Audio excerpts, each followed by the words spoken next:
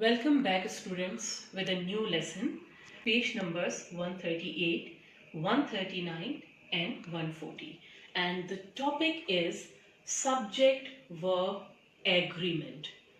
What do you get after listening to the topic? That the subject-verb should have an agreement. What does it mean? It means, obviously, when we know that a sentence consists of subject, verb and object. So it means that the subject should agree with the verb. In simple words, it means that the subject should match with the verb. For example, if the subject is singular, the verb should also be singular. Or if the subject is plural, the verb should also be plural. So the subject should match the verb in person or number. Now let me give you the example of simple present tense.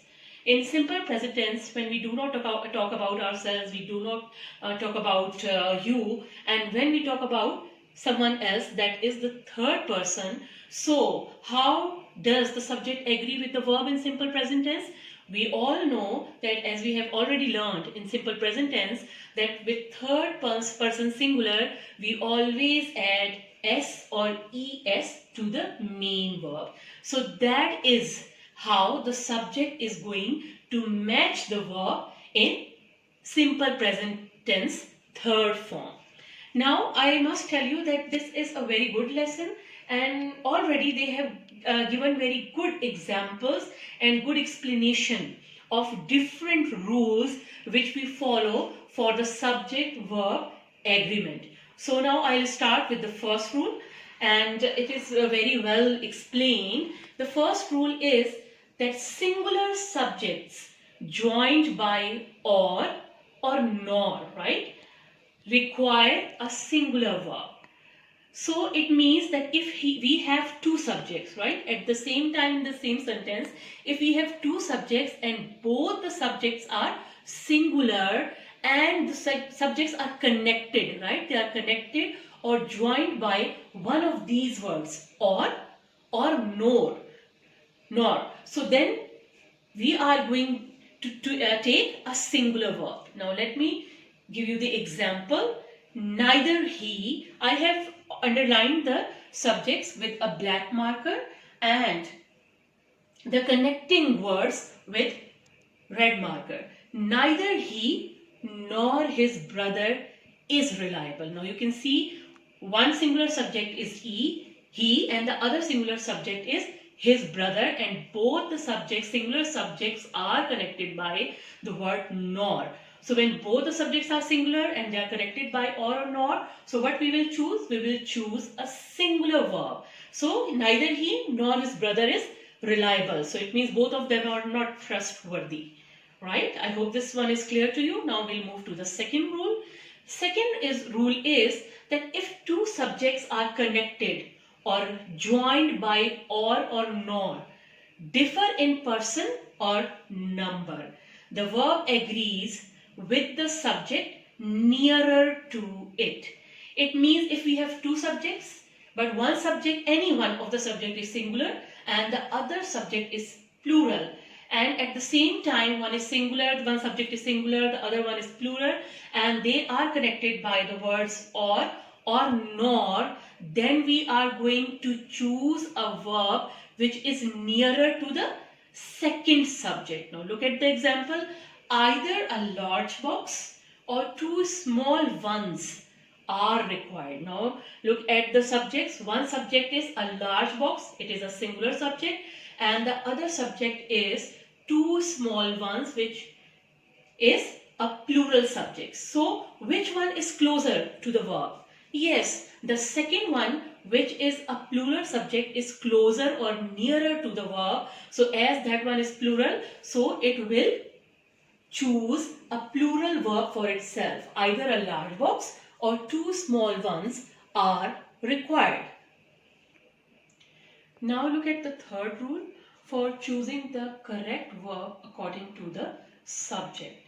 Third rule for the subject-verb agreement is a singular subject followed by a phrase beginning with an expression. So when we have a subject which is singular, and it is followed by a phrase beginning with an expression like with, together with, including, in addition to, or as well as, it always requires a singular verb. I repeat that if we have expressions like these in the sentence with a singular subject, we are always going for a singular verb. Now look at the example. This jar of acid, as well as those in the cupboard, is poisonous, right? You can see as we have used that expression as well as, so we are going to look for a singular verb to complete the sentence. Now we'll follow rule number 4. Each, one, either, neither, anyone, anybody, everyone, everybody, nobody, one and an other. All these words are indefinite pronouns. What are they known as? They are known as indefinite pronouns, and students, remember that indefinite pronouns are always considered as third person singular. So what is the rule which we follow in simple present tense for third person singular? Whenever we use third person singular, it goes with a singular verb by adding s or es, right? So all these indefinite pronouns are considered as singular in number, so they require a singular verb. Look at the example. Everyone enjoys the show. You can see that with the basic form of the verb, we have added s to complete the form of the verb with third person singular. Now look at the fifth rule to match the subject with the verb. When in a sentence we have two singular subjects, we have two subjects and both the subjects are singular, but those subjects, when they are connected or joined by and or both and, then they take a plural verb. So when two singular verbs, so look at the example, we have two subjects. One singular subject is John and the other singular subject is Peter, and both the singular subjects are connected by and. So what we will follow? We will follow it by a plural verb. John and Peter are here. So this is the fifth rule for following the subject-verb agreement. Look at the next rule now, students. A compound subject, when we have a subject which consists of a compound word, is always considered as a unit rather than as two separate things. So as it is considered as a singular subject, so it requires a singular verb. What does it mean considered as a unit? As a unit means as a singular subject. So when we have a compound verb which functions as a subject in a sentence, so we will always go for a singular verb with it. For example, bed and breakfast is easily available, as bed and breakfast is a compound word, so it will go with a singular verb, so we will choose is. Bed and breakfast is easily available in London. Now look at the next and the last example for following the subject-verb agreement. Some subjects may be either singular or plural depending on the context, means that how they are functioning, how we are using them in a sentence. And these subjects are all, none, some, more and most. So it means depending on their use, they can either work as a singular subject or as a plural subject in a sentence, depending that how do we use them in a sentence. So look at one of the examples, all the students, right? We are using all the students are ready to march. So as we are using it as to refer to the students, which is a plural subject, so it will go for a plural verb to complete the sentence. So that's it. And after this, I hope that it will be very easy for you to complete the sentences using an appropriate verb according to the subject, following all the rules which are very well explained and in very much detail explained at page number 138 and 139. So look at exercise 1. Choose the correct verb from the brackets for each sentence. First sentence is, this brand of biscuits dash imported. The two choices of verbs given in the bracket are is and are. So this brand means it is referring to a singular subject. So this brand of biscuits is imported, right?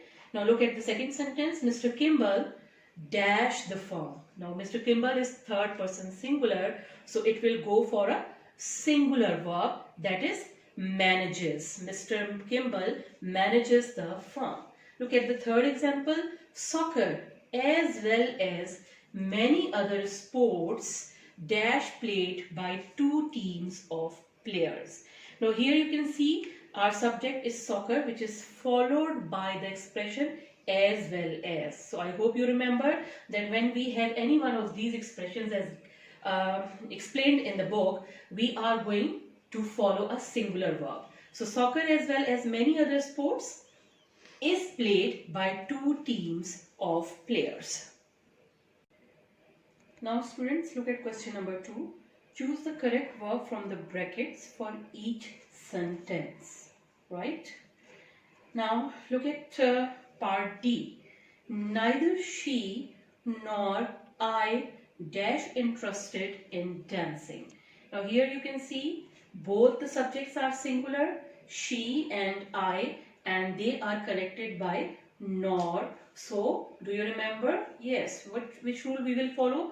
We are going to choose a singular verb. So with I, we are going to use am. Neither she nor I am interested in dancing. Look at one of the other examples. Neither the children nor their father asks for a soft drink. Again, you can see that we have two subjects, the children, which is a plural subject, and the other subject is singular, that is father, and both the subjects which differ in number are connected by nor. So we will choose the subject which is closer to the verb, that is their father, which is a singular subject. So it will go for a singular verb, that is asks for a soft drink. The manager or his assistant attends to the clients. Now here you can see we have two subjects, the manager or his assistant. Both the subjects are singular and they are connected by the word or. So we will choose a singular verb to complete the sentence, and that is attends. Now after again revising all the rules to follow for the subject verb agreement or to match the subject with the verb, follow these rules and revise them again, and then you will be able to do question number 3 on your own, and I hope that you will master it very well after revising the rules again and again, and it will help you to solve the exercises independently. And students, over here I want to remind one thing.